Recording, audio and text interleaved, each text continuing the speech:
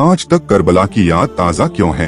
Karbala के वाक़ये को गुजरे हुए तकरीबन 14 सदियां यानी 1400 साल बीतने वाले हैं, लेकिन उसकी याद अभी तक ताज़ा है। दुनिया और इस्लामी तारीख में बड़े बड़े वाक़ये पेश आए, जिनके दर्द को एक मुद्दत के बाद भुला दिया गया। इस्लाम की पहली जंग, जिसमें 1000 हथियारों से लैस दुश्मनों के मुकाबले में सिर्फ निहत्थे 313 मुजाहिद अपनी जान हथेली पर रखकर, वो भी रमजान में अल्लाह की मदद से, हथियार बंद पहलवानों पर भारी साबित हुए। ओहद की खूनी जंग में आपके दंदान मुबारक सैयदुश शोहदा अमीर हमजा हजरत मुसब बिन उमेर और 70 से ज्यादा सहाबा शहीद हुए। जंगे हुसैन में काफी जानो माल नुकसान उठाने के बावजूद सहाबा के हौसले पश्त न हुए, बल्कि आगे मिलने वाली शानदार कामयाबियों ने ये जख्म धो डाले। आज भी उनकी तारीख हर साल आती है, लेकिन उन शहीदों को याद नहीं किया जाता, जिन्होंने हक की राह में अपनी जानों का नजराना पेश करके हम तक इस्लाम का पैगाम पहुंचाया। लेकिन करबला का वाकया भुलाया नहीं जा सका, बल्कि नए साल की आमद के साथ ही करबला के शहीदों की कुर्बानियां याद आ जाती हैं। करबला में कोई जंग नहीं थी, बल्कि यजीदी जुल्म का बाजार था, क्योंकि इमाम हुसैन अपने खानदान के साथ वहां जंग करने के लिए तशरीफ नहीं ले गए थे, बल्कि आप तो अपनों की दावत पर अपनों के पास जा रहे थे।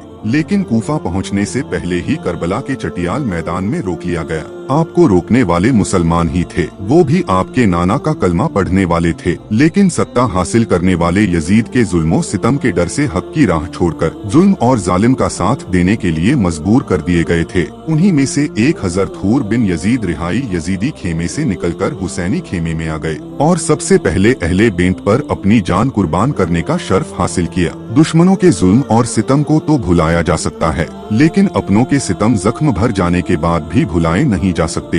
यही वजह है कि सदियां बीत जाने के बावजूद हम यजीदी जुल्म और हजरत इमाम हुसैन के सब्र को न भुला सके। इमाम ने खुद तलवार नहीं उठाई, बल्कि मैदान में उतरने के लिए मजबूर किए गए। उस वक्त आपके सामने दो ही रास्ते थे कि यजीद को अपना खलीफा मान लो या फिर लड़ने के लिए आ जाओ। आप यजीद को खलीफा मानने के लिए तैयार नहीं हुए, मैदान में उतरना भी मुनासिब नहीं समझा, इसलिए यजीदियों के सामने कहीं और चले जाने की बात पेश की, जिसे जालिम कुत्तों ने मानने से इनकार कर दिया।